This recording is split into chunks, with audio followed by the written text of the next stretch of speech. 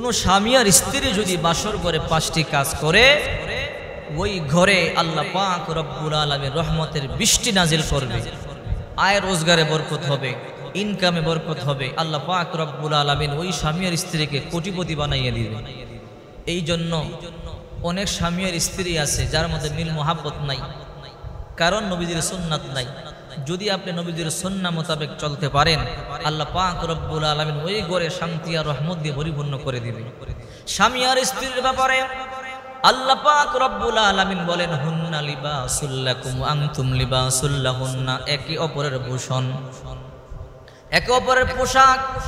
অথচ আমাদের সমাজে অনেক স্বামী আর স্ত্রীর মধ্যে মিল নাই। স্বামী আরেকজনের সাথে পরকিয়া করে, স্ত্রী আরেকজনের সাথে পরকিয়া করে। অথচ আল্লাহ পাক রব্বুল আলামিন বলেন, সাবধান, তোমরা জিনার দ্বারে কাছেও যাইও না। জিনা মহাপাপ, এই রাস্তা খারাপ রাস্তা, কারণ নবীজির সুন্নাত নাই। যদি নবীজির সুন্নাহ মোতাবেক চলতো, তাহলে স্বামী আর স্ত্রীর মধ্যে মোহাব্বত থাকতো, ঘরের মধ্যে শান্তি থাকতো, রহমত থাকতো। হে যুবক যুবতীরা, কান খাড়া করে শোনো, বাসর ঘরে 5টা কাজ করবা। যদি করতে পারো, স্বামী আর স্ত্রীর মধ্যে আল্লাহ শান্তি দিবে, নেককার সন্তান দান করবে। তোমাদের ঘরে আল্লাহ পাক রব্বুল আলামিন টাকা পয়সা ধন সম্পদে পরিপূর্ণ করে দিবে, অভাব থাকবে না।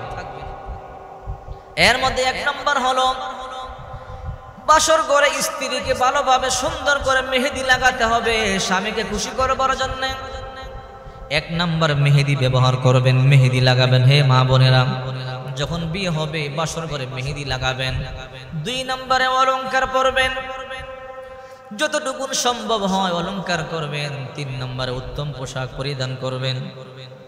4 নম্বরে শরীয়ত সম্মত সাজসজ্জা করবেন।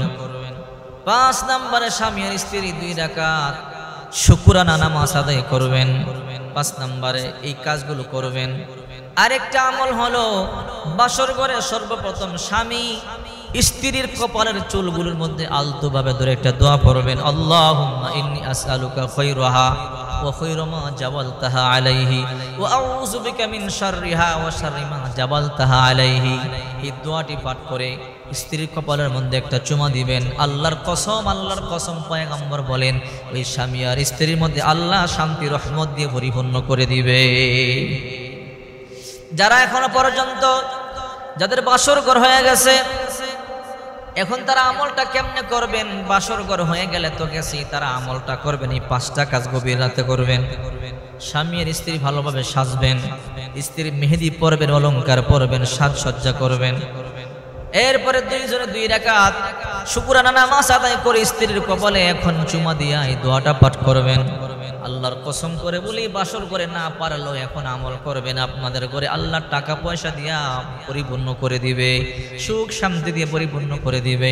বুখারী শরীফের মধ্যে আসছে, রাসূল করিম সাল্লাল্লাহু আলাইহি ওয়াসাল্লাম বলেন, স্বামী যদি বিবির মুখে খাবার তুলে দেয় সওয়াব হয়, বিবি যদি স্বামীর মুখে খাবার তুলে দেয় সওয়াব হয়। স্বামীর স্ত্রী হাসলে সওয়াব হয়, আনন্দ করলে সওয়াব হয়, স্পর্শ করলে সওয়াব হয়, মজা করলে সওয়াব হয়। আল্লাহর হাবিব বলেন, শেষ রাত্রিতে কোনো স্ত্রী যদি স্বামীকে তাহাজ্জুদ পড়বার জন্য ডাকে, স্বামী উঠতে চায় না, স্ত্রী একটু পানি ছিটা দেয়, এই দৃশ্য দেখে আমার রব হাসে। আবার যদি কোনো স্বামী তার স্ত্রীকে তাহাজ্জুদ পড়বার জন্য ডাকে, স্ত্রী উঠতে চায় না, স্বামী একটু পানি ছিটা দেয়, এই দৃশ্য দেখেও আমার রব হাসতে থাকে। এই জন্য নবীজির সুন্নাতগুলো মানবেন। যদি স্বামী আর স্ত্রী গভীর রাতে 5টা সুন্নাতের আমল করতে পারেন, আল্লাহর কসম করে বলে আপনার ঘরে টাকা পয়সার অভাব থাকবে না, সুখ শান্তির অভাব থাকবে না। আপনার ঘরে আল্লাহ পাক রব্বুল আলামিন সুখ শান্তি দিয়া পরিপূর্ণ করে দিবে। আরে ভাই, টাকা পয়সা সুখ শান্তি দিতে পারেন, সুখ শান্তির মালিক তো আল্লাহ। অনেক টাকাওয়ালা আছে, গরু মাংস খাইতে পারে না, প্রেসার বেড়ে যায়। অনেক টাকাওয়ালা আছে, মিষ্টান্ন খাইতে পারে না, ডায়াবেটিস বেড়ে যায়। অনেক টাকাওয়ালা আছে, ইলিশ মাছ খাইতে পারে না, চুলকানি বেড়ে যায়। এই সব কিছু মানে একমাত্র আল্লাহ। আল্লাহর হুকুম মানবেন, আল্লাহ দুনিয়াতেও ইজ্জত দিবে, পরকালও ইজ্জত দিবে, সম্মান দিয়ে জীবনটাকে সুন্দর করে দিবে। সুবহান।